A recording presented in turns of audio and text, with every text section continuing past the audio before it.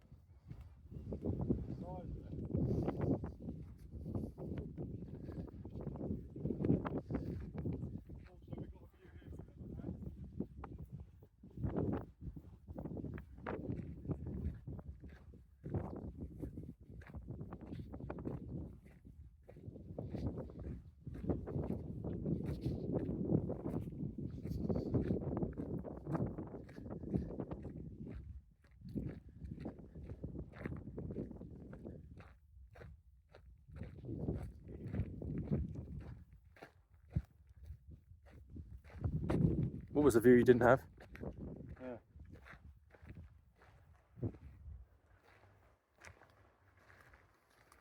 Yeah, this was just a big mound and overgrown. It goes right down all this.